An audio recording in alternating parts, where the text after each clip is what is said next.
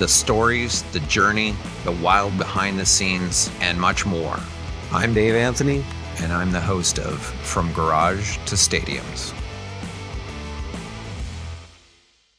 Let's flip back to Bob the person. And in 1965-66, a couple of things happen.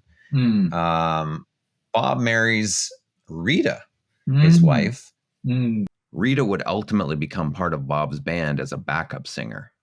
But then they got married in February 1966, just before he went to visit his mother, because Bob's mother had moved to Delaware, to Wilmington.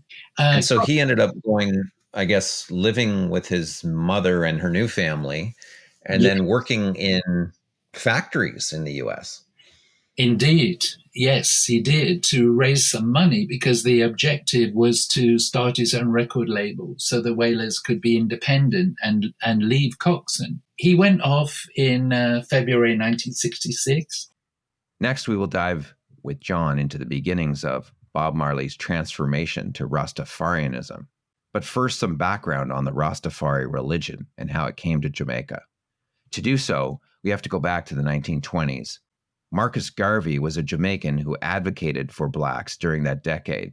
His view, John, was that Jamaicans were former slaves who'd had British and colonial traditions placed on them in terms of culture, religion, and politics, and they deserved to have their own beliefs and structures. Look, we can only imagine how significant Rastafari would have been for the descendants of people who had endured slavery and who had lived under colonial rule for so very long. Their descendants had been stripped of everything that really makes a human being. Their names, their families, their land, their history, their beliefs, their culture, their futures. They were literally stripped of everything, and they were given a white Christian faith, which didn't sit well with the young rebels of the Wailers era. And so, way back in the 1920s, as we mentioned, Garvey urged Black Jamaicans to educate themselves and practice self-reliance. He also said that Blacks should look eastward for a Black king, since the Western world had polluted the minds of slaves and stolen their African traditions. This led to a small minority of Jamaican Blacks looking to Ethiopia for hope of a Black king, since Ethiopia had never been colonized by any of the Western European powers. In 1930, Emperor Haile Selassie was crowned in Ethiopia, and for impoverished and social disenfranchised Afro-Jamaicans, this was a sign that the Black king that Marcus Garvey had prophesied had been fulfilled. This small group of Afro-Jamaicans started the Rastafari religion in the 1930s. The name Rastafari actually came from the Ethiopian emperor's original name and title, which was three names: Ras, Tafari, Makanen. Yeah, he could trace his lineage back to King Solomon and the Queen of Sheba. Wow. It was that significant. But from 1930 in colonial Jamaica, Rastafarians were outcasts living in the hills and remote areas and smoking ganja, Jamaican slang for marijuana. Ganja was a sacred sacrament to the Rastafarians. However, a turning point for the small minority of Rastafarians came in the form of a state visit from the Ethiopian Emperor Haile Selassie in 1966 to Jamaica, while Bob was still in the U.S. But the real action was happening in Jamaica with Rita, Bunny, and Peter, because they witnessed Emperor Haile Selassie's visit. And it had a profound influence on them in Bob's absence. Bob returns to Jamaica. He returned to Jamaica, and Peter and Rita and Bunny were full of Selassie's visit. And they began going to Rasta gatherings in Trenchtown. And so this would have been in the 67, 68 sort of time period that they were in at that point. That's absolutely correct. And what's interesting is obviously the appetite for Bob and Peter and Bunny and Rita to really soak up this knowledge really starts to infuse the direction of where, well, certainly Bob heads relative to political activism, knowledge, insight, spirituality. Yes. It's really an incredible sort of evolution. They had a big hit with Lee Perry, with Duppy Conqueror in 1970. They also got together with Perry's backing band, the Upsetters, with the Barrett brothers, the bass player Aston Family Man Barrett and his brother Colton on the drums. The combination of the Wailers' vocal arrangements and the Barrett brothers' rhythm section really gelled, and they actually changed the face of reggae music, because they came up with that very sticky one drop sound, which became a definitive part of reggae music internationally after that. Next, John will tell us about a key turning point in Bob Marley and the Wailers' ascension to fame. They were signed by Island Records, an international record label headed up by a white Jamaican named Chris Blackwell. Blackwell had his own roots in globally distributing early Jamaican recordings in ska and rocksteady in the 1960s. And under his label, Island, the Wailers began the journey to stardom. So Chris Blackwell steps in, John, and then ultimately finances the first Marley and the Wailers album. Yes, that's right. That was Catch a Fire. So they went back to Jamaica. They recorded Catch a Fire, and that became their debut album on Island Records. Catch a Fire, of course, contains the hit Stir It Up.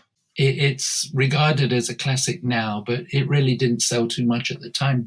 But it was a marker. That album was a marker. And what was significant about it was the use of lead guitar overdubs on some of the songs, which really resonated with a rock audience. And that was pivotal. Bob wanted to hear what a rock style lead guitar would sound like. You see, I think the thing to remember is that when you look at Bob Marley at that time, he had long hair. He smoked weed. He liked girls. He was a rebel. He played guitar. He wore denim. I mean, this is that you could be describing a rock star of the early 70s. He fitted that format. Chris Blackwell saw that persona, I think, and sort of thought this could be the star of this band. Absolutely. That's who he wanted to spearhead this new form of reggae music, which could appeal to an international audience made up primarily of rock fans at that time. The next album comes out called Burnin', October 73. Songs, things like Get Up, songs like Get Up, Stand Up, I Shot the Sheriff. Would you say the political elements are being turned up a little bit on this album? Yeah, and I think that came from confidence. Yeah, this is what they had in them. This is what they had to offer. And Get Up, Stand Up was later adopted by Amnesty International as their anthem. And it was Peter and Bob Marley. They both sang on that record. I guess we'd be remiss if we didn't talk about the Jamaican political situation at that time. You've got a left-leaning government, the CIA rumored to be advocating change to put a pro-business government in. Can you speak a little bit about the political climate that was really having an impact on the people, on the ground in Jamaica? Yeah, and the Whalers played their part in getting that left wing prime minister elected, Michael Manley. Certainly, there was proven CIA involvement in trying to destabilize Manley's government by the end. Yeah, they were. I mean, I've read that they were supplying guns to gangs in the streets that sort of were against Manley. Is that fair to say? It was, and yet the reason why a lot of Rastafarian artists in Jamaica, and not just Bob Marley and Peter Tosh, had a fondness, if you like, or lean towards Michael Manley was because he did things which we don't hear about as often. Free literacy classes all across the island where people who couldn't read and write could go and have lessons and learn to do those things. Women's rights, children's rights. There were a lot of good things happening in Jamaica at that time, but the opposition to Manley and his ambitions was unprecedented, really. I was going to get into album 5 here, the Natty Dread album. No, the first thing to say about that album was that it was Bob Marley's first solo album, because Peter Tosh and Bunny Wailer had actually left by then. The Wailers' 2-album deal with Island Records had finished, and Chris Blackwell signed Bob Marley essentially as a solo act. But he transposed the name Wailers to his backing musicians, which were still centered around the Barrett brothers. So how did that go down with Peter Tosh and Bunny Livingston? Like, how did they, or Bunny Wailer, as he ultimately changed his name to, how did that go over that split? Well, I don't think they liked Chris Blackwell. I think they felt that Chris Blackwell favored Bob Marley. I think they felt that Bob Marley had betrayed them in various ways. But they also had ambitions of being name artists in their own right. And they certainly had the talent to achieve that. And they went on to prove that. Is there any truth to the fact that Bob Marley went by Bob Marley because he was influenced by Bob Dylan? Or is that just an urban myth? No, absolutely. I think the influence of Bob Dylan, a lot of Jamaicans wouldn't like to admit that, but his influence on some of those Jamaican artists is unmistakable. I mean, the Wailers themselves covered a couple of Bob Dylan songs when they were at Studio One. So, because he changed the whole notion of songwriting. Even the Beatles were heavily influenced by him. Lyrics with meaning and power and nuance. Absolutely. We did a recent show on Bob Dylan, and that certainly came through. He changed the game for the Beatles and everyone that followed.